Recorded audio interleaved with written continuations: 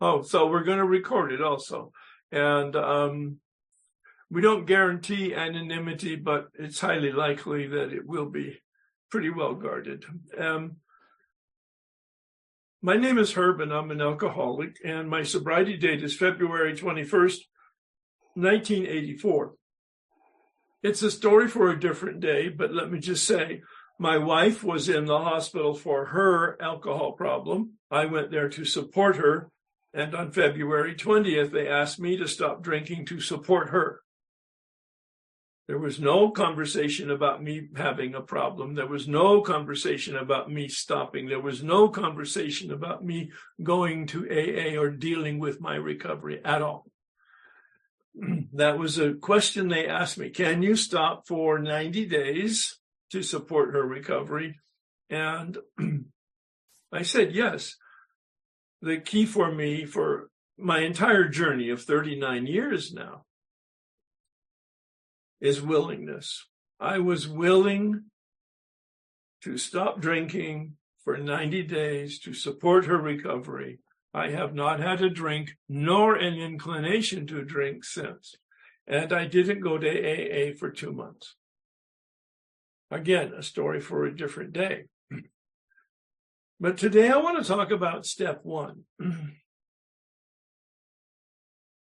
And for me, it's a journey. As I look back over my shoulder at my exposure and experience with step one, and this might be helpful to many people. Although alcohol was removed from me on February 20th, my first day without alcohol is February 21st, 1984. I didn't go to AA for 2 months, and then I went to I'm Herb exploring being an alcoholic. Meanwhile, I had done what they asked me to do, which was an autobiography of my relationship with drinking. Please hear that. Not a general autobiography. An autobiography specifically focused on my history of drinking. Age 12. Drama of life today.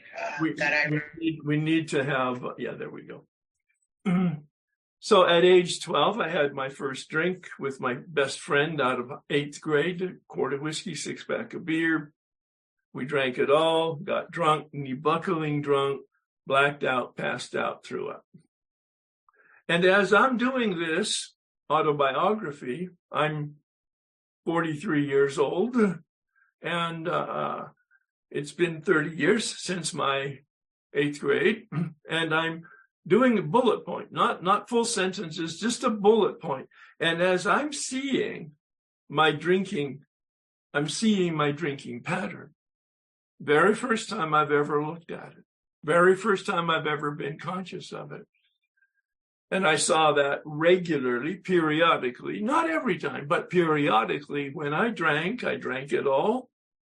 I got knee-buckling drunk, I blacked out, I passed out, and I threw up.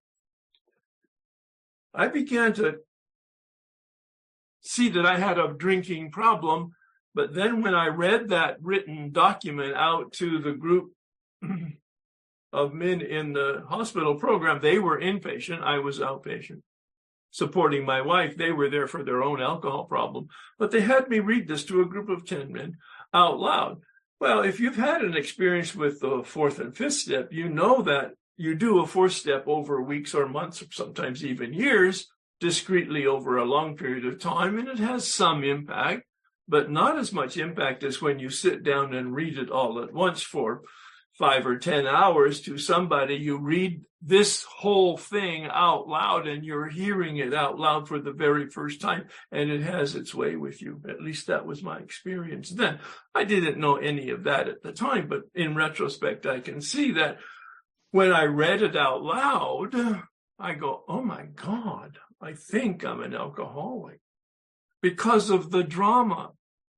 And they said, go to AA, and I did. You see, I was willing to do that. And I raised my hand. I'm exploring being an alcoholic. And they smiled and they laughed just very gently.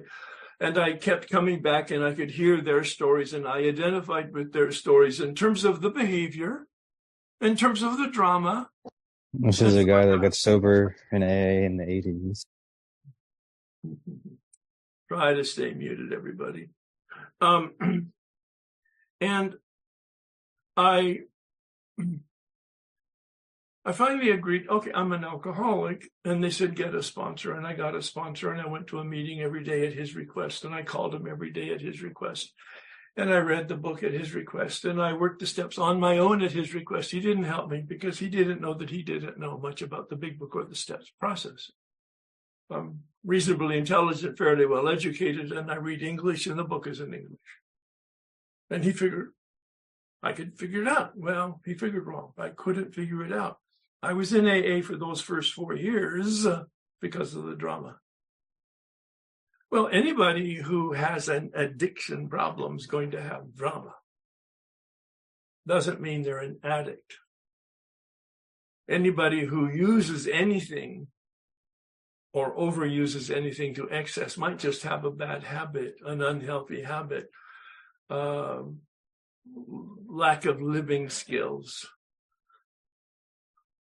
lack of information, lack of maturity. It doesn't make you an alcoholic because you have drama in your life. The big book is very clear, as long as you take a look at it and piece it all together. And I was able to do that over time. As I say, the first step was a process for me. And in 1988, 4 years sober, I engaged a man as a step guide to take me through the steps. And he introduced me to the doctor's opinion. It was mind-blowing to me to see why I was an alcoholic, that it was a biological problem, that I had an allergy or something like an allergy that produced a craving, which was a cellular, physiological, biochemical reaction to alcohol, which is not normal. I'm allergic to figs. At age 30, I discovered that. I had 2 episodes of very uncomfortable experience with figs, and I quit eating figs. I did not go to Figs Anonymous, and I hope you're laughing. Yeah, of course. So as I looked at my history, though, I'm talking about jails and hospitals and blackouts and embarrassment on the major, expensive and publicly embarrassing level, and I never put it together. So the body problem is not really the problem, the book says. The mind problem is the problem. And 3 years later, I went through the steps again with another man. And he brought me to understand the obsession and the delusion, the mind problem, that my mind doesn't work correctly. The word insanity is used in the big book, but used in meetings very clumsily and with not much understanding of what the big book means by insanity. And it's really important, both in step 1 with the mental problem, but especially in step 2 when it says we're restored to sanity. It doesn't mean anything psychiatric or psychological. I'm not going to spend a lot of time because I don't have it here with you today. I'm going to refer you to page 37 in the big book at the end of Jim's story. He said, this is plain insanity. And what he means is the classic literal definition of insanity coming from the Latin sanus, which means health. And you put an I-N in front of it, it was not healthy. A lack of perspective, unhealthy thinking. It has nothing to do with psychiatric or psychological. It means that, as Bill describes it, and he uses the words very precisely, pages 23 to 43, that we have an obsession that is a delusion. An obsession is a thought, a very special kind of unique thought that fills the screen in such a way that there is no other picture on the screen of our perception. And we don't know that we don't know, and we can't see that we can't see. And Fred's story after Jim's story says we have a strange mental blank spot. It's kind of like color blindness. I'm colorblind. I cannot distinguish green or brown. I did not know that until I took a course on psychology in which they had this wonderful bubble picture, and they said, pick out the number. And I said, there's no number there. And my colleague came over and he drew the number with his finger and then went to the answer in the back of the book, and it said number 2. Knowing the answer, seeing this man draw the answer on the picture, I still couldn't see it because my retino is deficiency. It doesn't chemically process the colors. It doesn't matter what you tell me. It doesn't matter what I believe. It doesn't matter what I'm trying to see. If I have a deficiency in my retina that prevents me from seeing color, I will not be able to see the number. It's the best metaphor I can use for explaining the mental problem. As intelligent and well-educated and self-reflective as I was, I studied to be a Catholic priest for 7 years in a monastery. I studied to be for 7 years. I studied to be a psychologist for 6 years. Lots of therapy, group and individual, lots of information. How come I could not ever see the connection and connect the dots? Not because I didn't try, not because I didn't want to. It's because I don't have the capacity. I don't have the capacity to see the truth. Well, that's a condemnation. That's what Bill means by powerless. That's what powerless means: no power, no choice. We become brain dead to the word powerless because we hear it and we use it all the time. Oh yeah, I'm powerless. People, places, and things. Please pause. Listen to the words that were mouthed just then. They make no sense. People, places, things. Well, people, yes, but places and things? You hear it all the time. It makes no sense. People, circumstances, events. That's much more precise. Powerless, having no influence, no power, no control. The benefit of the Serenity Prayer. Again, mouthed, not really understood, robots, just repeating words without any connection of our heart or any connection of our consciousness. We don't have any control. We have influence. What can I influence? What can't I influence? My God, I need intervention. I need wisdom in order to navigate life. And Bill says at the end of his explanation on step 1. Bill ends his explanation of step 1 on page 43. We have no effective mental defense against the first drink. I have an obsession that is a unique idea that will hijack me without my permission and without my consciousness. Without my permission and without my consciousness. The screen is filled with this consciousness and this awareness. It'll be different this time. That's the biggest lie we tell ourselves. Or I got this now. It'll be different this time. And many of us are so warped that we actually believe it's going to be better this time. It's never been better. It's always been different, but the difference is usually always worse. And we're not able to process it and connect the dots. And we don't remember to remember. Powerless, no choice. It's not about knowledge. Understanding allergy and craving, understanding obsession and delusion won't prevent it. Bill says at the end of page 43, no mental defense. God is our defense.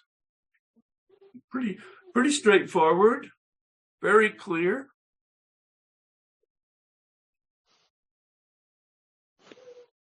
Then at 10 years of sobriety, I went through the steps again with a man who quoted Einstein. He said, the consciousness that created the problem cannot be the consciousness that solves the problem. He said, Herb, you have a lot of information, but you have very little transformation. You have a lot of academic knowledge, even about the steps, and you've had 2 prior spiritual awakenings, but you don't know that you don't know because you've not processed through your heart to your feet and had an experience of unmanageability. And he took me to page 45, which says, lack of power is our dilemma. Then he took me to page 52 to show me the behavioral description of unmanageability, making it really clear that unmanageability is not connected to addiction. That's why there's a dash, not an and. That's the proper use of the English language. When you put a dash there, it means it's a different concept, not connected to the first word, but a separate experience. Unmanageability. And I'm not going to go through it. You can do this on your own. If you haven't done it already, go to page 52. The paragraph itself, the second paragraph, is called the bedevilment paragraph because that word's in there. And look it up in a dictionary. To be controlled as if by devils, to be confused, to be befuddled. And then it has phrases, 10 or 12 phrases. Unable to have successful relationships, etc. And he said, make it personal and present tense. Make it personal and present tense. I'll read a couple of them just to give an example of it. And then he said, read it out loud. If you haven't done that, on your own time, please do that. It will be curtain parting experience if you've not done it. I have to ask myself, present tense, personal pronoun. I have to ask myself why I shouldn't apply to my human problems this same readiness to change my point of view, that set-aside attitude, that set-aside prayer that's implied in the Einstein quote. To the extent that I hold on to my information and my prior experience, I'm prevented from having any new information or any new experience. And I can't let go. That's why it's a prayer. It's a prayer for spiritual intervention. Please, Holy Spirit, bring your crowbar. Open my mind and open my heart, because I don't even know that I don't know, and I can't see that I don't see. Continue with page 52 just for a little bit. I am having trouble with personal relationships. This is an indicator, a symptom of unmanageability. This is an indicator, a symptom of spiritual malady. This is an indicator, a symptom of selfishness and self-centeredness, according to Bill and the Big Book. And use that approach, current tense and personal pronoun. I am unhappy. I can't seem to be a real help to other people. And in my heart of hearts, I knew I really didn't want to help people. I wanted the reputation of helping people, but I didn't actually want to spend time helping people. 1994. Very embarrassing. But what was even more startling is when he gave me the assignment to read pages 60 to 62.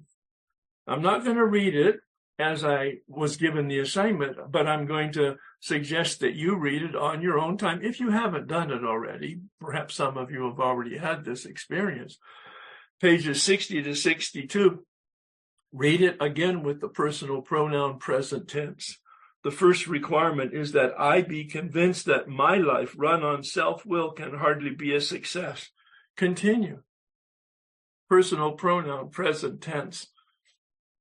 61 all the way to 62, and then see where Bill actually describes what unmanageability means. Now, he's not as clear in the book as I am right now, but I believe this is the proper and accurate interpretation, and it really makes a difference in understanding unmanageability, the best kept secret in the rooms from my standpoint. Selfishness dash self-centeredness exclamation point. I mean, that's a silver bullet. It doesn't even have a verb in it. Selfishness dash self-centeredness. That, we think, is the root of our trouble. Well, if I had an orange tree here, and I asked you to tell me what kind of tree it was, but I hadn't told you that it was an orange tree, but you saw that the tree, it's a live tree, and it has round orange things on it, you could tell me, you could see the tree, the branches, the leaves, and the round orange. You would guess properly it's an orange tree. But you don't know where the roots are because you can't see them. The roots are underground. All right? Bill leads us into step 4, asking us to examine the exact nature, selfishness, self-centeredness, and the fruit of the root, resentment and fear and dishonesty.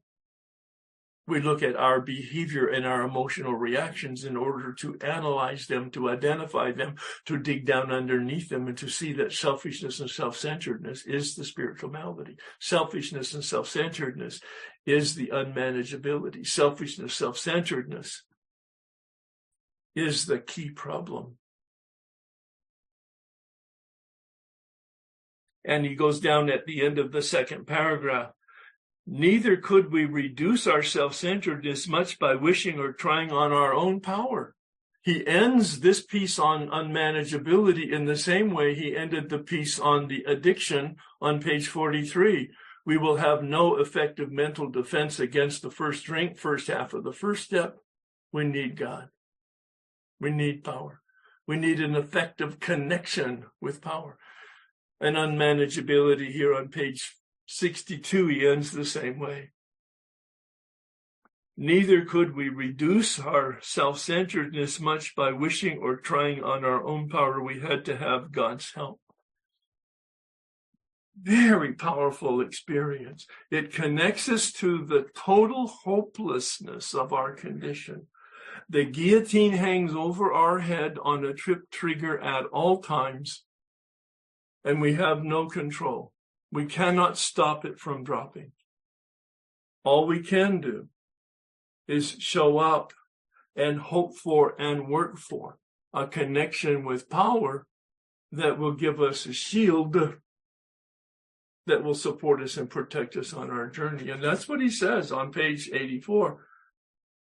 We are placed in a position of neutrality, page 84. We enter the world of the Spirit after we finish the 9th step. We enter the world of the Spirit. We are placed in a position of neutrality. We have the grace. It's a mystery. I can't explain it, but I was willing to do steps 1 through 9, and in some fortunate way, some mysterious way, I was connected to power that provides a shield to me. You think Star Wars, when the shield is intact, the starship is protected and invulnerable. But if the shield is up and or vulnerable, then in fact the starship can be destroyed. I live behind the shield of grace. I live behind the shield of God. I live behind the shield of power. And I can make sure that that shield is intact, Bill says, because we're not cured of our unmanageability. We're not cured of our spiritual malady. We're not cured of our human condition, selfishness and self-centeredness, but we do have a daily reprieve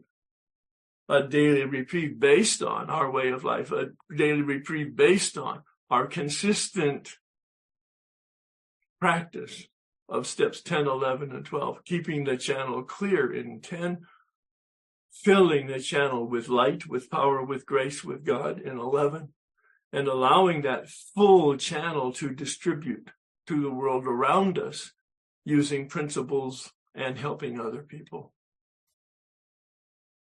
So, bottom line, I'm going to step back now and have you share with me some of your questions or some of your challenges if you don't think I've interpreted the big book correctly or whatever, or just confirming or clarifying anything I might have said. But the point that I really want to make here is, number one, willingness was my key. I needed experienced people to shine the light on the path that they had walked so that I could walk the path in the light of their experience and then have my own experience. None of them ever wanted me to have their experience.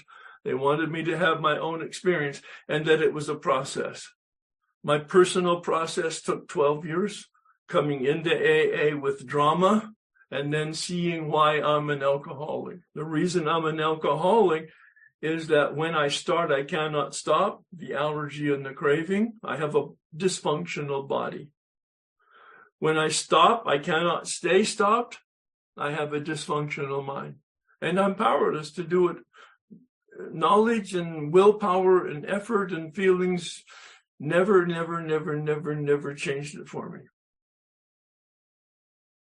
And even at 10 years of sobriety, I'm still restless, irritable, and discontent, not about addiction, but about living and navigating life on life's terms.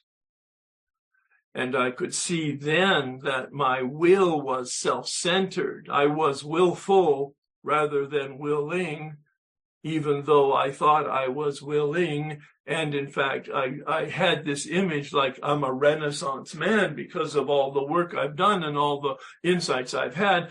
And it turns out, as I did this work for the third time at 10 years of sobriety, I wasn't a Renaissance man. I was a Neanderthal, using all of the tools and consciousness to attempt to manage life to suit my purposes rather than seeing life as it is, reality unfolding, and embracing it as it is and adjusting me to reality, never trying to adjust reality to me.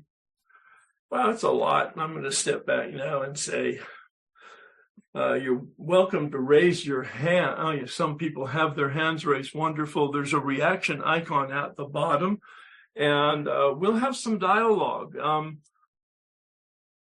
I'll be honest with you and share my thoughts and my experience, and you're welcome to ask questions, ask for confirmation, even personal stuff is fine, or just share your experience. But keep it focused on the first step, please, and please avoid drunkalogs. I really am not interested in your story. Thank you. Jason, please. Jason now. Yeah. Hi, Herb. Thanks so much. Your description of step one was life-changing for me. The mind and body component, then the dash. No one had ever described to me the third component, the spiritual malady, the unmanageability, the will. Just one question. Bill says we overcome the spiritual malady.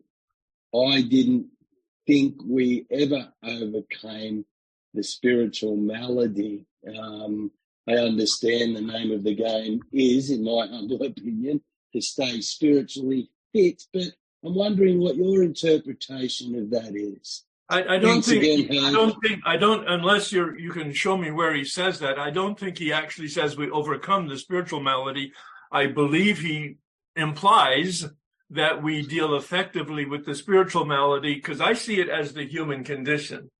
I think that's one of the reasons in the preface to the first edition, when he published the book in April of 1939, in the very preface, in the first paragraph of that preface, he said, besides, we are sure that our way of living may have its advantages for all, because this is the human condition, selfishness, self-centeredness. It's not specific to addicts. Although he does say we're extreme examples of self-will run riot, I do believe that all human beings are examples of self-will run riot. And the problem with regular human beings is that they're immature and or self-centeredness. This process of the first 9 steps is a rite of passage to true maturity and what a lot of people are calling today emotional sobriety. So I think it helps us to deal effectively with it, but we're not cured of it.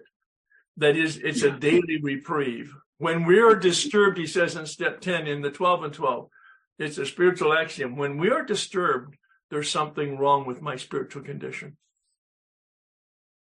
Thanks, Herb. Love you, man. Thank you. Thank you. Great, Jason. Thank you. And Jason C., please. Herb, Claire was before me. All right. Well, it's on. I was looking at my list, and I'll go to, actually, I have a person named Grace. It was Grace. Grace, sorry. Yeah, Grace, please. Good afternoon. Hello, Mr. Kagan. How are you? Now, I bet you've never, ever, ever heard anybody ask you this question, but I'm going to ask it today. So it's really hard being a woman of color, even being a woman in some meetings. And when, especially being a battered woman. And when people say, shut up, put the cotton in your mouth and put in your ear and everything like that. It's like, what the? And people like it. Some people are like, and I was raised on that and everything like that. It's abusive to me, right? It's abusive. But every time I express my disdain, it's like, I'm wrong. I'm wrong to think that way. I think it's abusive. I didn't think Bill and Bob would say that. They would roll over in their graves, I think. Thank you. Well, it's a Put cotton in your mouth. it's a wonderful expression of a problem. I haven't heard or experienced the problem in our country recently. It used to be the tradition of the cranky old sponsors to say that, but somehow our culture has gotten rid of that. It's very unkind and it's not helpful. And the problem is not that you're speaking up about it. The problem is that you have a negative reaction, and your negative reaction is your problem. Because you're not accepting reality as reality is.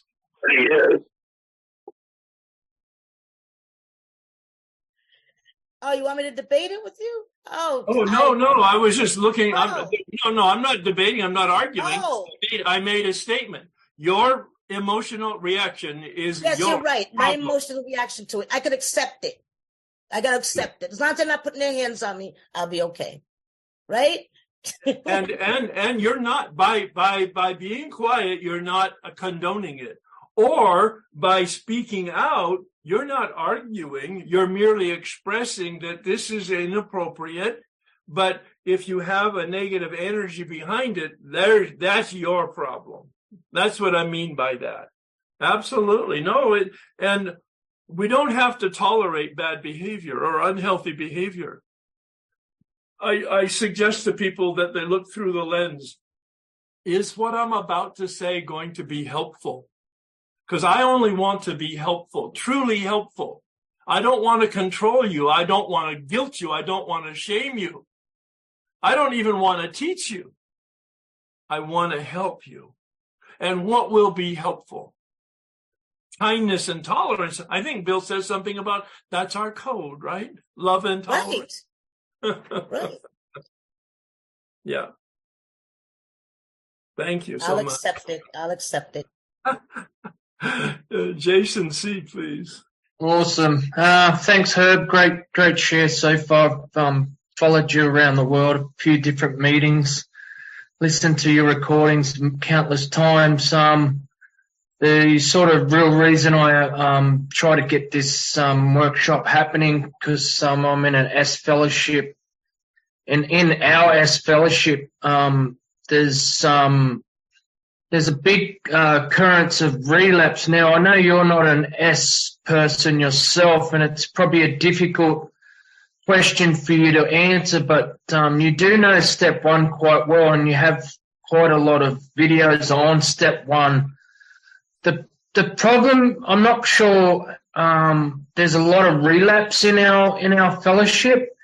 The other thing is our fellowship's a little bit over 30 years old or something like that. Don't quote me on the exact numbers. But what's your question? Yeah, the question is, what do you do for chronic relapses or relapse? Someone that relapses a lot. Yeah, I have a lot of exposure to the food disorder fellowships. There's at least 8 of them, and it's a parallel question.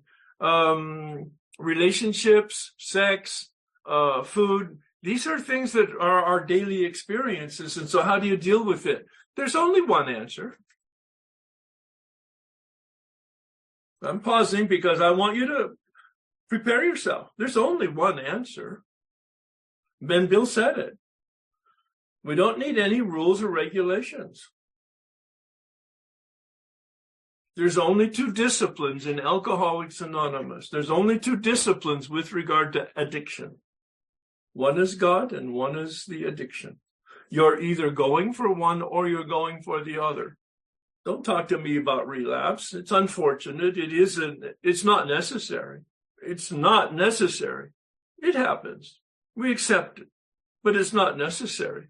And if you do steps 1 through 9 completely and as thoroughly and as accurately, diligently as you can, I'm not talking about perfection. Do the best you can and finish step 9. The big book suggests on page 84, the promise. You will be placed in a position of neutrality, and not a moment before you finish the 9th step. But the moment you finish the 9th step, you are promised freedom. And if you don't have it, there's been something missing in the process between 1 and 9. And I'm a big book literalist and fundamentalist. I understand about relapse. I understand in the psychology terminology about triggers and show up. I worked with a man who drank for 5 years while he did the steps. It took him 4 years to do his 4th step. Finally, he got free. I won't work with anybody who's drinking that day because their mind is muddled. But if they haven't had a drink that day, I will, or by the time I get to them that day, I will work with them. Because what we want to do is lead them through the steps to finish the 9th step and connect effectively with power. Each of you has a cell phone. If you didn't plug it in on a daily basis, you wouldn't be able to use it the next day. It's about the value proposition to somebody. Do they absolutely believe they need help? Do they believe help's available? Are they willing to ask for help and go to any length? Page 58. If you are willing to go to any length to get what we have, then you are ready to take certain steps. The prelude to the 3rd step.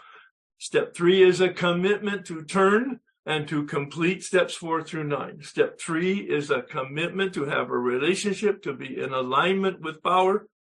That alignment will come about by finishing steps 4 through 9. Herb's interpretation. Fantastic. Love that. Great answer. Yeah. And now it requires some patience, and especially like in the relationship or the sex addiction and or the food addiction. I mean, it's a mystery to me. The food addiction seems to me to be the hardest addiction because you do have to eat, and everybody's chemistry is just a little bit different. It requires a lot of humility and a lot of patience and a lot of diligence and a lot of consistency over a long period of time. But I've seen it, people having a healthy relationship with food, a healthy relationship with sex, a healthy relationship with exercise and food, all the areas of potential addiction. It's a really good question and a tender question because there's no real clear, and like alcohol, you stop. Drugs, you stop. It's black and white. Process addictions, not so clear. Thank you so much, Jason. Awesome. Beautiful. Thanks, Herb. Boris is next. Yeah, hello. Here's Boris from Germany. Hello, Sexaholic. I'm curious about the body part of the body allergy, because my understanding is that I have an addiction because I had a traumatic childhood and I wanted to escape from suffering.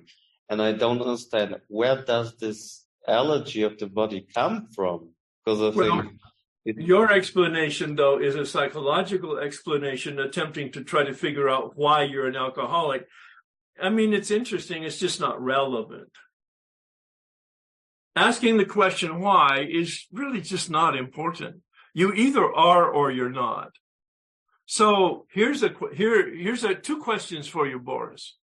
One, is the problem that you're talking about alcohol?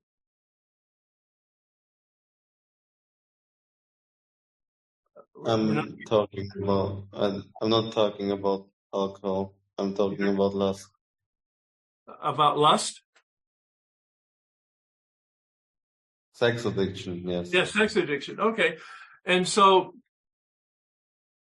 these are not trick questions, and I don't mean to be personal, and you can answer them in just a way that doesn't incriminate you, please. Did you ever lose control once you started? Yes. Did you lose control more than once or twice? Once you started? Yeah. The big book suggests then you're an addict alcoholic, or an addict. Let's just stay with addict. Page 44 gives us the two questions. And it's an or. If you ever started and lost control more than once or twice, you're probably an addict. If you ever stopped for a period of time and started again more than once or twice, you're probably an addict. So let me ask you the second question. Have you had periods of 24 to 48 hours of abstinence by your definition? You mean before I did come to 12-step fellowship, or afterwards? Yes. Yeah, I had it before that and afterwards. And I knew the answer. I knew the answer because you're here asking these questions. They're wonderful questions. So even after you come in the fellowship and you want to be abstinent and you have some success of 24 to 48 hours of abstinence, then you relapsed, right? Yeah. Did you do that more than once or twice? Yes. Then you're an addict.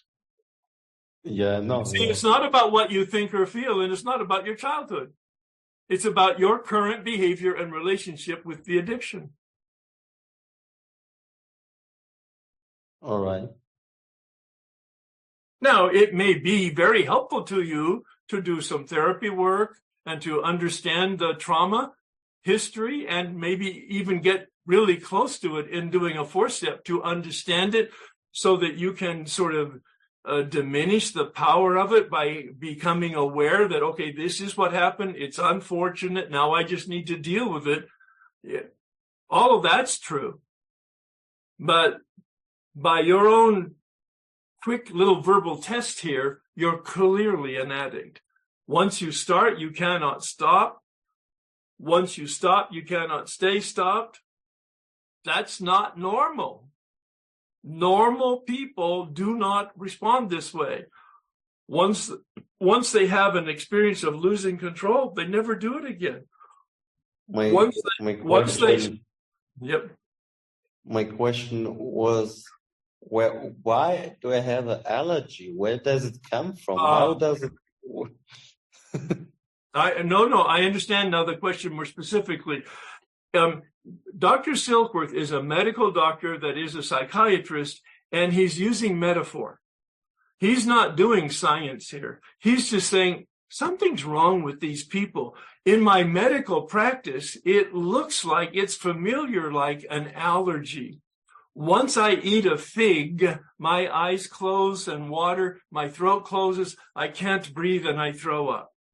That's an allergy. An abnormal reaction to a substance. You have an abnormal reaction to a process. It's beyond your control. Once you engage, you lose control, and once you don't engage, you lose control. The first is the allergy that produces the craving. Those are the words that Dr. Silkworth chose. They're clumsy words. But those are the words he used when he talks about craving. He says it never happens until after we engage in the action or the substance. The craving is not like it's a feeling, a conscious, a desire, a yearning for. No, that's not craving in the big book. Craving in the big book, that's why I use the term biochemistry. It's a chemical reaction. It's a physiological, biological reaction. Has nothing to do with thought or feeling or consciousness. And so the allergy just means that it's an abnormal reaction to a substance or a process. So thank you for clarifying that. I hope that helped. It explained me what it is and what I have. but I think it's not really useful to really dig deep to find out why I have it. So Oh, does it that matter? won't help. Wait. I'm a bald man. Does it matter why I'm bald? No, I No, could it say doesn't matter because one bit. of testosterone. It's not going to change anything. But now you have to deal with it. You're an alcoholic. You're an addict. Deal with it. Cool. If you want to understand it, it's great. It's not going to help you. Yes, self-knowledge never helps. Knowledge and self-knowledge. That's the point of Jim's story, the car salesman, and Fred's story, the accountant. And in fact, Fred uses a phrase that just is my favorite because it's my experience: strange mental blank spot. I can put words to all of this. I'm not saying that I really understand it, but I understand it enough to know that I don't have the power of knowledge and or willpower to manage it. I need to have a relationship with a power other than myself, whatever that means to each of you. And you got to figure that out in step 2. A power other than myself that will provide the protective shield so that I can live a normal life. Yeah. That was wonderful questions and dialogue, Boris. Thank you for stepping up. Yeah, thank you for answering. Yeah. All right.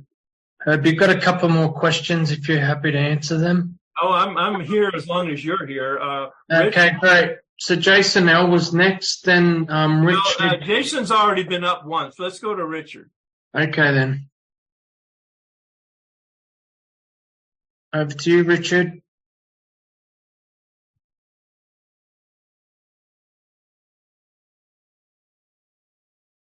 Not hearing you, Richard. He took himself off mute, then muted himself.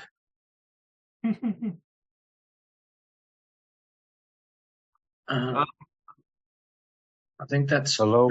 Oh, here we go. Gotcha, Richard. Yeah, thank you, Herb. Good. That was really good. I've just been in treatment for 8 weeks. 8 weeks in rehab treatment. Just coming out now, just trying to get as many meetings as I can. Good. I don't really know what I want to say, but just want to thank you. Well, for your- why do you want to be sober? Why did you go to treatment? I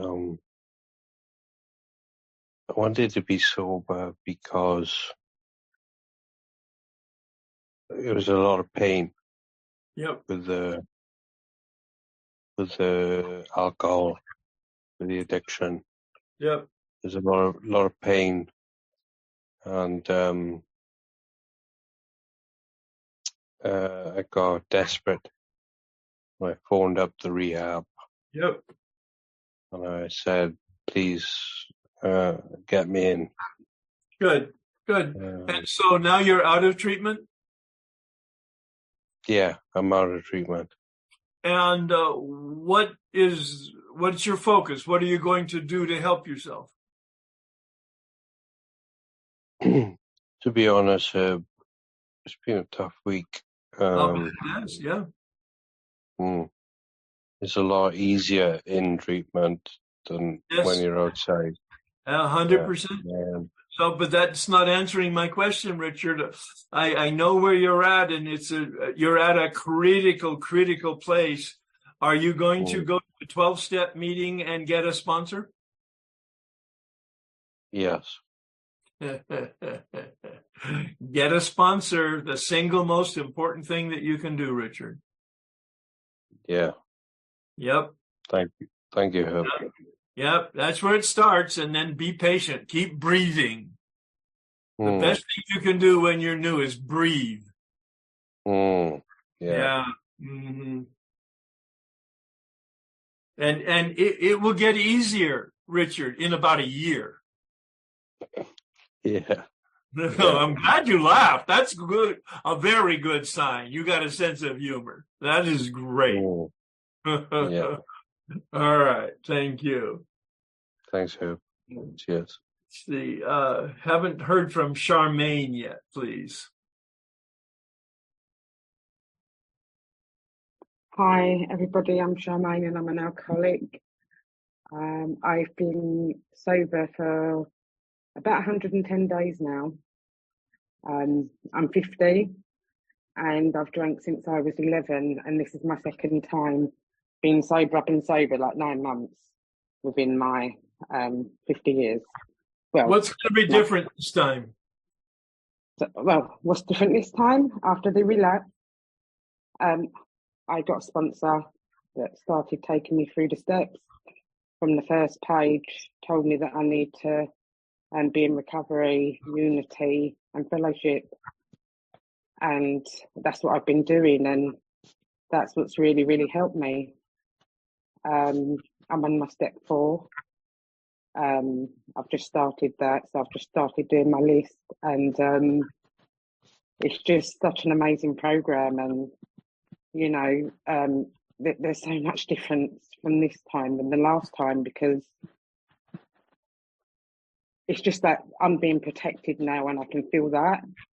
Because when I do feel like I want that drink, I'm not doing anything about it apart from coming to these meetings, meeting up with my sponsor once a week and doing the steps. And it really works if you work it, because it's worked for me. Amazing.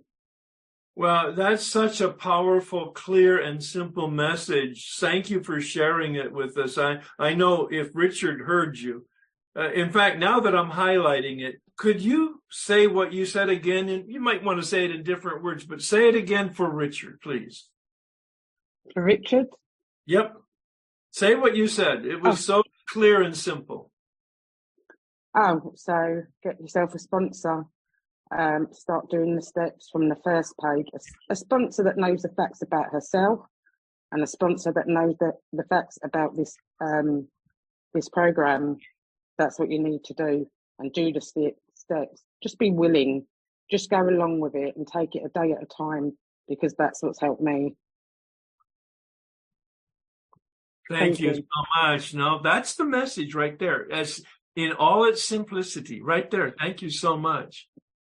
Jason C., you still have your hand up. Yeah. Did you want to go back to Jason L? Because he did have his hand raised. Well, he didn't have his hand up, but I'm happy to go to Jason L. If you're still interested, Jason L. Oh yeah, Herb. It's interesting because it's on 160. It's on page 64 where it says the spiritual malady is overcome. But then it says we straighten out mentally and physically. So I think I've answered the question. I still need to stay. Oh, but it's a really. No, thank you so much for searching that out. It's a really important line that gives us the perspective. The addiction is a problem. The body is a problem. The mind is a problem. Absolutely. All right. The body is a problem, but the mind is a bigger problem. And both of them are problems.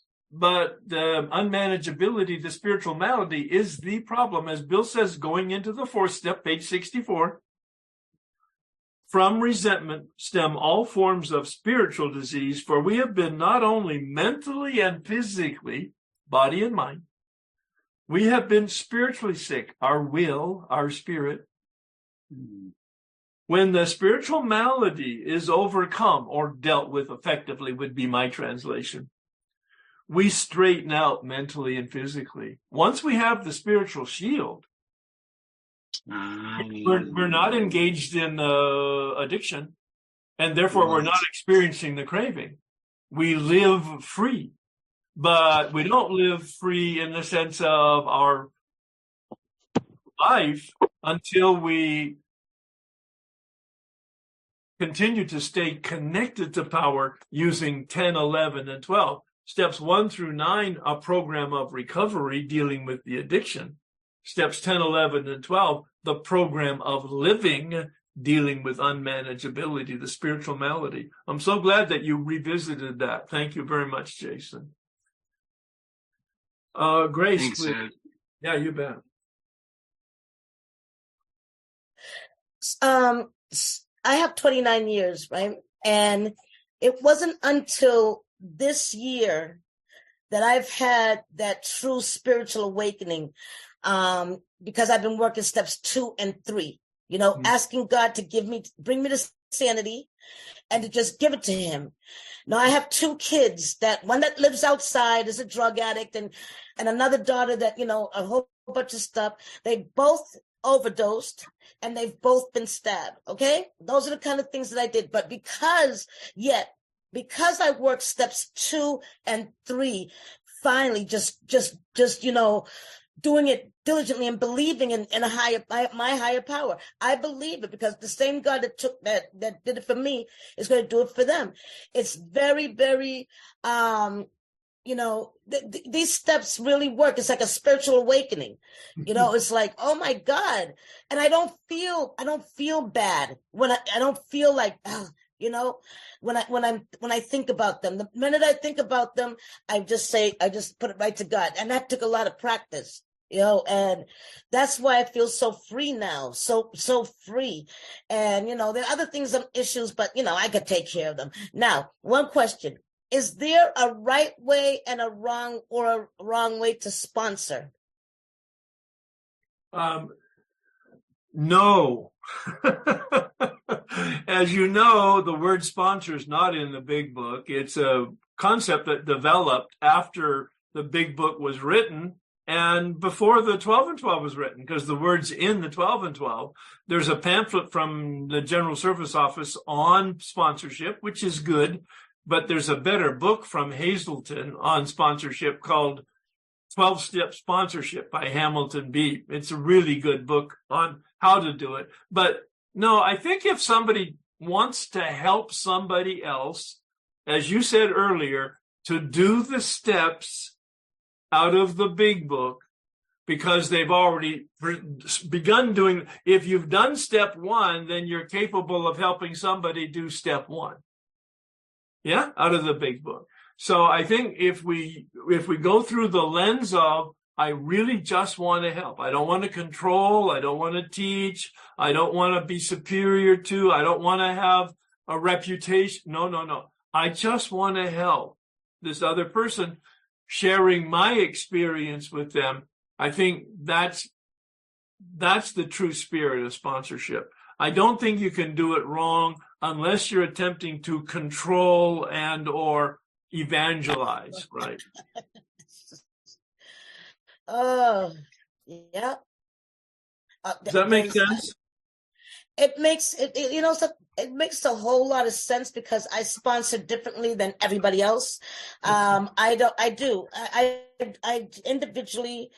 I take each woman individually. They don't have to do the steps in an hour, all 12 steps in an hour. And because my sponsors, let me tell you, my sponsors, the greatest sponsors in the world, they took their time with me, because they knew that I was, a different kind of, really, a different kind of, alcoholic. I was not going to hear it, yet they love me. That's the most important thing. They love me. Yet, a lot of people feel that I have to be doing it a certain way where they have to do this and have to do that. And I don't like authority. I already raised all 5 of my kids. I don't need to take a kids anymore. As a matter of fact, my grandson is crying in there. I feel that just the way each one of them, I asked them, what do you want from me? What do you want from me? And I'll do it, and it's up to you to call me. I'm not calling you, whatever, I mean, that's my attitude. What you just described, that's my attitude. I will not chase you. If you want it, come get it. Yeah, thank you so much, Grace. Andrew, please. Yeah, hey, can you hear me? Yes. Great. So this is a bit more of a specific question to your story, if you're okay answering it. But you were saying that you came out of a monastery in the past. I was in an Orthodox monastery for a couple years. Yep. Recently coming out of that. So the question would be, what was it like sort of coming out of the monastery and then eventually coming to a place, realizing that you needed a spiritual awakening? Because it's a very different environment. Well, I didn't know that I needed a spiritual awakening, and it was a huge transition because I was in the monastery from 17 to 24. I came out completely unequipped to deal with life. Fortunately, I met a girl who became my wife who was totally and thoroughly codependent, and she was able to help train me to be an adult and to be a husband. And we were married 52 years when she died 5 years ago. But she's the one that had the courage to go into the hospital program for her recovery. I did not discover that this was a spiritual program until I was 5 years sober, going through the steps for the first time out of the big book, with the help of somebody else. Grace's comments about going through the steps with somebody who knows what they're doing, who has experience. I hope you heard that. There are many knuckleheads in the 12-step rooms. They think they know, but they do not know. And they're transmitting the disease. They're not transmitting the light. They're transmitting darkness. Now, I don't mean to be negative or dismissive. I do mean for everybody to be careful. The 12-step rooms are the outpatient ward of the psychiatric hospital. With all due humility and respect. That's who we are. I mean, that's what I was when I went there. So just pay attention. Yeah. Does that work, Andrew? Good. Yeah, thank you. I appreciate that. Cheers. Yeah, no, it's a great question. Thank you. People are well-meaning. They're well-intentioned. I'm going to use a word that I don't mean any negativity by it, but people are ignorant, meaning they do not know that they do not know. My own sponsor, who I had for 28 years, those first 4 years, he didn't know that he didn't know much about the big book or the steps. Not his fault, really seriously, but it really inhibited me from having the right kind of information and or experience to navigate life effectively. But he had other wonderful virtues, uncommon common sense, which I needed. But then I found a man he was a mechanic with the big book and the step process. And somebody mentioned, it was Grace, in fact, about the timing of it. The first time it took me a year to go through the steps out of the book. The second time about 6 months. I was in a hurry. The next time I went through a very contemplative process, a 2-year process. The one where I had the spiritual awakening and a whole new experience with steps 2 and 3 as the result of the step 1 experience of unmanageability and the set-aside attitude and prayer. So I could give lots of detail on that, but that's a distilled version summary of it. Jason C., please. Awesome. Thanks, Herb. I'm going to ask a question because I've heard it so many times, but I don't understand. I even got an inbox while the meeting was on about the dash. Can you explain what is the dash and what page is the dash? Why is it so amazing? Thanks. Well, you could go to page 59 where the steps are listed. And it says step 1, admitted we were powerless over alcohol, dash, that our lives had become unmanageable. And my interpretation from the English language of it is the dash separates 2 different thoughts. They're somewhat connected, but not in integrity, not integrally connected. So addiction is a separate issue, powerless, but unmanageability is a separate issue, still under the flag of powerless, but a totally different dimension. I haven't suffered from my addiction since February 21st of 1984. I quit suffering from my unmanageability in 1988 when I went through the steps and had my spiritual awakening and began to use steps 10, 11, and 12 effectively, progressively becoming more connected to and in alignment with reality as I went through the steps over the next 10 years, 3 different times with 3 different people, so that I have a life of harmony and integrity today. So, and for the last several decades, my life has flourished as a result of being in alignment with reality, going through this process, this step process. Does that help you with regard to the dash? Yes, that's amazing. Now I do understand it.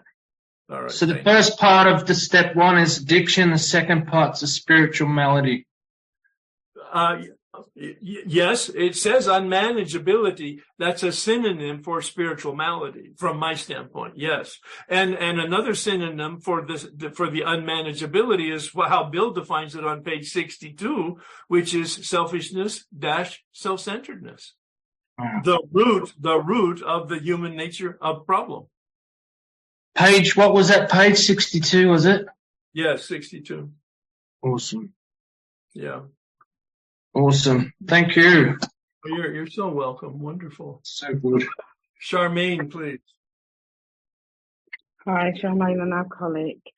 I'm just so glad you talked about the dash, because I've had a question for a very long time. I've tried to do a little bit of research myself about it, because when I got my sponsor this time around, she's absolutely amazing. Love her so much. She was telling me about the italics and the Roman numerals and how significant they have a very significant meaning for them for being in the book. And that just blew me away. And I was like, wow, that is really deep. You know, I wasn't thinking that I was going to learn these things. Right. But I never actually found out about the Roman numerals. So I don't know why, and I don't know what significance it's got to being in the Big Blue Book, but yeah, that's my question. Well, the significance, as I understand it, is that the doctor's opinion was written by a non-alcoholic. Originally, when the first publication of the Big Book, his opinion was incorporated in pages 100 through whatever the page numbers were, 175. And in the second printing, or at some point, Bill decided that only pages 1 through 164 written by an alcoholic needed to be in the Big Book, and the doctor's opinion he put into the Roman numerals, and then the preface and the forewords, because those aren't the particular instructions on recovery. They're just the historical context of writing of the Big Book and the different publications, printings of it, that those also would be Roman numerals. So that he has preserved, Bill Wilson, and Alcoholics Anonymous, has preserved the actual instructions of how to work the steps in the Arabic numbers, pages 1 through 164. Everything else is in Roman numerals. Absolutely amazing. Yeah. It's good to know the history behind it all. Thank you. It's amazing to know the history. It adds some real color to the whole history of our recovery program. Thanks for asking, Charmaine. That's all right. Thank you. That's it for the questions, I think, Herb. Wonderful. Think about it now. There may be questions or concerns or experiences that you kind of want to share. And if we end and you didn't share it, you will be disappointed with yourself. So let's not leave you here disappointed with yourself. If you have a comment, a question, a challenge, an experience that you want to express, now would be the time, as they say in the bar, last call. I just want to know how I can listen to you more. So if we can get some information on that, please, that'd be nice. Thank you for the question. I have a website, herbk.com. There's a full year weekly workshop for a full year on a podcast on my website.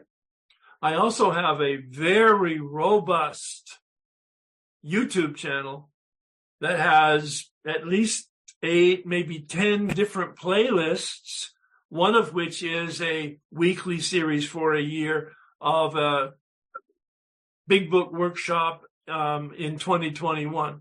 So you'll find more than you can actually listen to in terms of information. The playlists will give you the ability to zero in on the topics that you want to know more about, at least from my perspective. And what's the name of that? The YouTube channel? That would be my YouTube channel. Go to Herb K YouTube. Oh, thank you. Yeah. Okay, here's another one.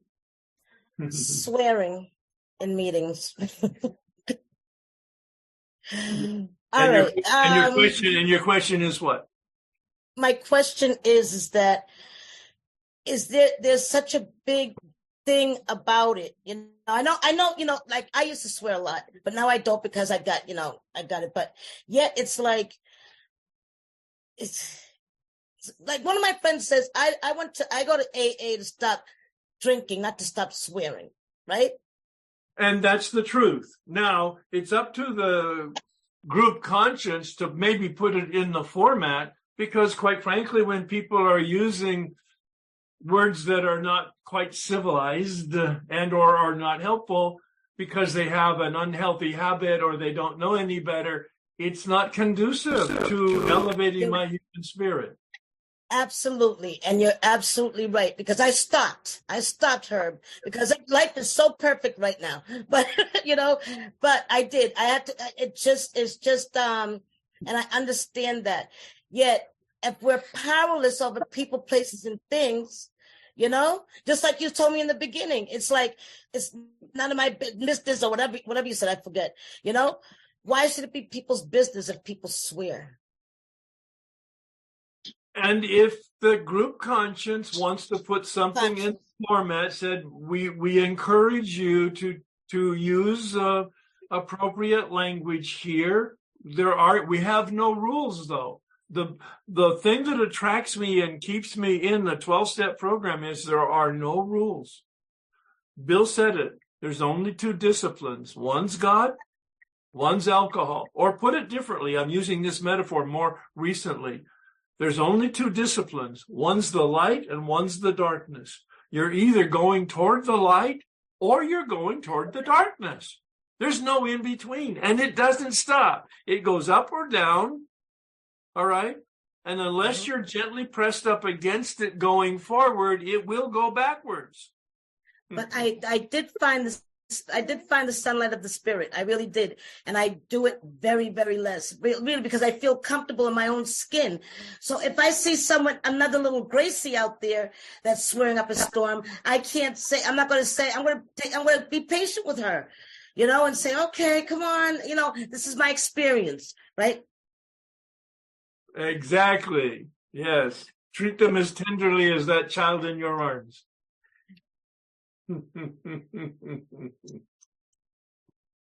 Celia's got a question for you, Herb. Celia, you're muted.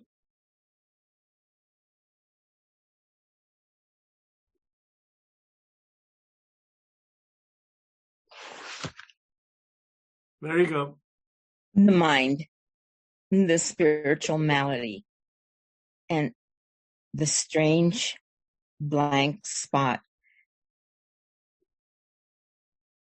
Aren't some of us a lot sicker than others? I mean, we come into this program with all kind of tragedy and heartache. Yeah. And it's just mind-boggling. And it's very, very sad. Some lives are so tragic and so unfortunate. The word I use, unfortunate. That is correct. Somebody earlier talked about trauma. That is correct. Oh my God. It's like, how do you even survive stuff that some people have survived? That is correct. Yeah. But why do you call them sicker than others? I don't understand that. I don't want to wear that as a badge, because I feel God has healed that. But when tragic things keep happening over and over, I feel like I'm saying stop. And I'm just kind of like sliding back anyway. Well, that's into, where you might that- need, well, wait, Celia, wait. If tragic things are continuing to happen, you might want to take a look at changing something in your life. Because if tragic things are happening on a constant basis, it's because you're in a place where tragic things happen. Yes. There's no victims here. Sorry, wait. There's no victims here. We have been victimized. That's the tragedy. That's sometimes criminals, unfortunate experiences that people have had. All right. But you don't have to continue having tragedy. You move out of the way. But if tragedy happens, those are life. That's life. It is. And some of us are given a heavier burden than others. Well, I wouldn't. For example, the death of my granddaughter, it knocked me off my feet. Not at first. At first, I had God's grace. I had understanding. But as I started to go through the grief process, I started challenging God and saying, why not me? How long? Wait, Celia. A very, very challenging situation, a loss like that. How long ago was it? A year and a half. And so you're in the midst of a grieving process. It might take 5 years actually for you to process the grief. That's correct. Yep. But life and death are just part of life. There's no rhyme or reason to it. I wish that I was stronger. Yeah. And that I would not fall into that depression where it talks about it in Psalm 23. I'm assuming that you have a sponsor, yes? Yes, but I need to get another one. Okay. Because I have been with her for so many years, but she has a big tragedy right now. Well, wait. I'm not interested in the story. I don't mean to be. I don't mean to be hurt, but everybody has a story. You need a sponsor, and maybe sometimes you need a therapist, or sometimes you need a priest, or sometimes you need other resources like a grief group. Absolutely, 100% to deal with life's speed bumps. Yes, life is difficult. Yep. But the 12 steps are the shock absorbers that help us to handle the speed bumps of life. Okay. Yeah. And that mental or that blank spot, explain that to me. Or is that another session? Well, it really is at this point probably another session. And you could go to my YouTube channel and listen to my workshop on the mental part of the addiction process, where I talk about obsession and delusion, and we'll talk a little bit about that. But all it means is I don't process, I don't see, I'm not conscious, and I'm not aware that I'm not conscious. That's all. It's like color blindness. I mentioned that about color blindness. Okay. Yeah. Okay. All right. Yeah. Thank you. All right. Stay active with your prayer. Stay active with your sponsor. Stay active in helping people. Those are the formulas that help us navigate with a sense of dignity. Okay. Thanks, Celia, very much. Thank you. You bet. Suze, please. Great picture, by the way. Oh, you're muted, please. Oh, I didn't There you even go. know. Thanks, it's Boy George. I didn't even know my video was off. Sorry about that. G'day, Herb. This is I'm a bit shaky about asking this, but it is, and I hope on the spot I can put it into words about how you might come at this problem. I'm a member of Sexaholics Anonymous. I was a member of Sex and Love Addicts Anonymous because I attempted suicide, stone cold sober from drugs and alcohol, due to running around NA and AA, doing what you do, and it saved my life. But I struggle with something. I grew up with violent women, and being a sex and love addict, it's best to have a female sponsor. But I'm in this circular problem where it's not a believe for a drama queen. I actually shut down with the women as sponsors. I've only got one good girlfriend who's not in the fellowship. It's really like something in me, I can't even speak. And because I grew up, then the only place I've ever felt safe was with my father and his mates. And they're all dead. But it's that it's not about me wanting to have a male sponsor. People think I want to play up. No, it's to stop that fear that starts with the female. And would you have any idea how I might about anything about that might come to you as a methodology? Because that's a problem. That's a real issue for me. Well, it's great that you're conscious of it and asking the questions. That's a real step forward. I tell people, do what you can do what you will do. Do what you can do what you will do.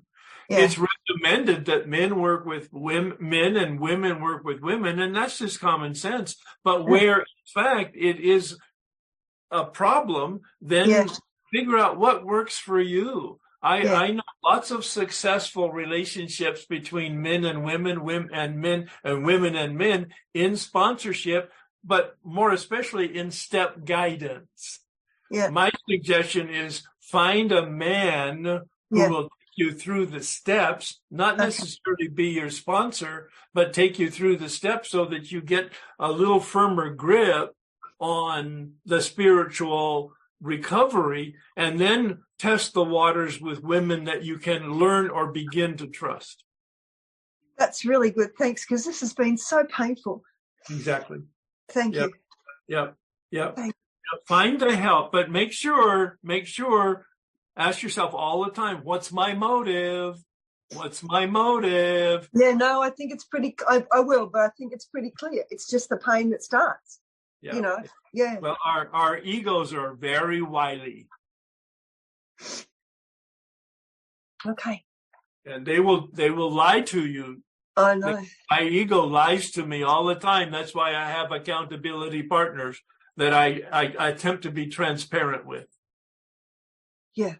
Yeah. No, you're asking the wonderful questions, and sort of be honest with yourself. The rigorous honesty is the entire page of page 58, the first page on chapter 5, how it works. Rigorous honesty with yourself. Mm-hmm. All right? Okay. Thank you. Great question. Thanks, mate. Grace, is it the same baby you're nursing there, or is it? No, I'm not nursing a baby. I'm 62 years old. I'm the grandma. No. I meant feeding. I meant feeding. I'm not nursing this kid. I'm just giving them a pacifier. No. All right. So when they say some are sicker than others, what does that mean? Because I'm sick. We're all sick. Well, wait. Yeah, I understand, but you're smart. I know, and you're experienced. So you tell me your experience are everybody that you see coming into the program, are they all at the same level of emotional development and or mental health or development? Well, to tell you the truth, the people who think they know all of this stuff about the big book and the steps and the this and that. You have an axe to grind here. No, I'm just. You didn't even hear. Wait. Okay. You didn't hear my question. Right. You didn't hear my question. What was your question? Yeah. No, I'll ask What you. was it? What was my question? My God, something about people and sicker. I don't know. Ask me Well, again. because you don't I'm know, closed because up. you were coming from an edge. You wanted to make a case for something, and you didn't hear my question. And Okay, so can you I'm ask? putting it right back on you. When you Okay. walk into a room, is everybody the same in terms of their emotional development or their or No, the mental capacity? no, So have you answered your own question? you're right. That's why I'm here to learn. I'm here to learn, Herb. Mr. I'm here to learn because these things I can't ask anybody else because they're like, you know. Well, and I trust your But be answers. honest with yourself. Don't come at me with a question when it's really a statement. True, and I have to accept them, and I'm powerless. That's all there is to it. Well, but what does it mean I'm powerless? So many people use that term to cut themselves slack and know they're lazy and irresponsible. Oh, because I can't. Because if people are doing something, saying something, and acting a certain way, whatever, I'm powerless against them. Well, If wait, they believe no, what they believe. no, wait, Grace. You got a lot of energy. It's none of your business. All right. Okay. All right. Okay. You're right. You're right. You're right. It's none of my business, and I got to get out of it. I'm the oldest of 7. Okay. I'm the oldest child. Right, the oldest child syndrome. yeah. It's about pause. You know about the pause, right? Okay. Yeah. Yep. Pause. I will And pause. in that pause is emotional sobriety. I'm doing very well. I'm doing much better No, now. you got great energy. I love your energy. I love it. You're channeling it. Of course you do. Wonderful. Thank you so much. Thank you. You bet. Charmaine, please. Yeah, hi, Charmaine, an alcoholic. I just wanted to know about those that stopped drinking. So they were an alcoholic before, but now they can't drink through no fault of their. Well, obviously, it's killed their brain cells. I'm not sure what you're saying. And once an alcoholic, always an alcoholic. Yes, but the book treats the spiritual disease. It helps us to overcome the spiritual disease. Yep. So what would happen to somebody that's stopped drinking because they've got no choice? They can't get up and go out to buy a drink, but they've still got the spiritual disease. The addiction will pop out in different ways. Mm. Yeah. The reason why I ask this question is because my mum is a really good question. Alcoholic. It's a really good question. Go ahead, please. Yeah, my mum's an untreated alcoholic. Yep. And she hasn't changed much the way she talks and speaks to people, etc. Yep. That's hence why I'm asking the question. Yeah. Yep. And what's the quality of her life? Yeah. Right. Yep. Nothing. And people that I see who quit drinking and don't have a spiritual connection get tics and stress, strokes and heart attacks and cancer, and they're ugly. Well, she's bedbound, yes. Yeah. But she doesn't have to suffer. Okay. It's if, in fact, she would connect in some fashion to a spiritual power or light, or however she would want. If she wants to be happy, joyous, and free, the step process promises that. But how would you suggest that we help them if they've got dementia? Oh, well, no, I'm sorry, there's no hope. They don't have the capacity, do they? No. Okay. No. I'm assuming that means that they have a cognitive challenge. Yeah. No. And chapter 5 says they need to have the capacity for rigorous honesty. Yeah. She doesn't have the capacity. Okay. That's a really hard one. Yeah. Thanks very much, Charmaine. Suze, please.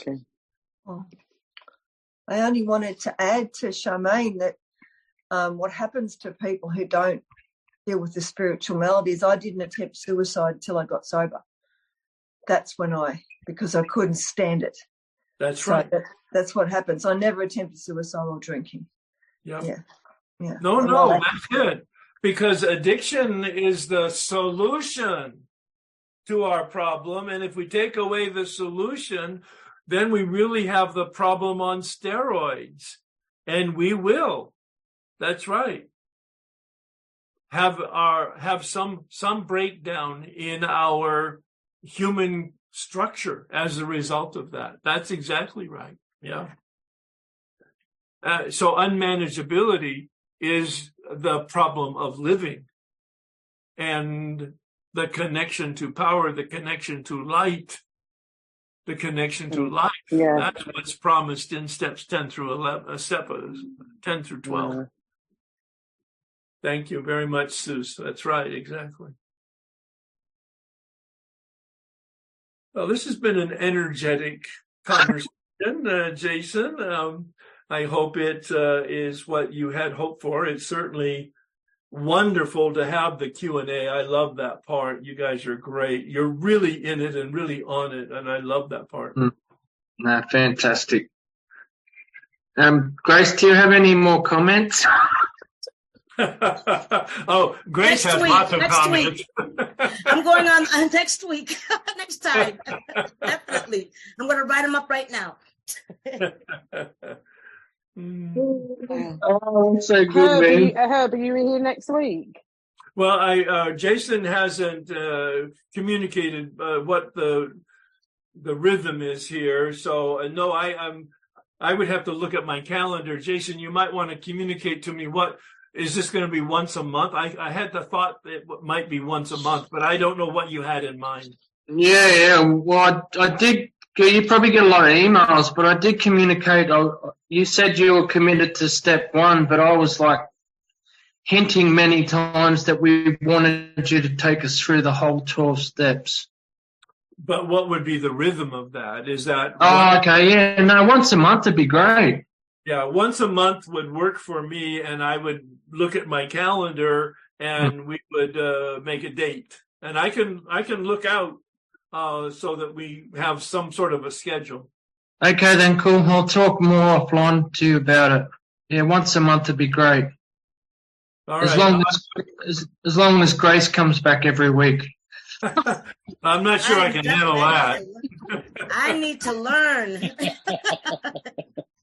Bring it back Thanks, to the Do you know what? Can I say something? My daughter is an alcoholic, okay? She's 29 and she goes into WIM and she sees this lady and she talks about her all the time.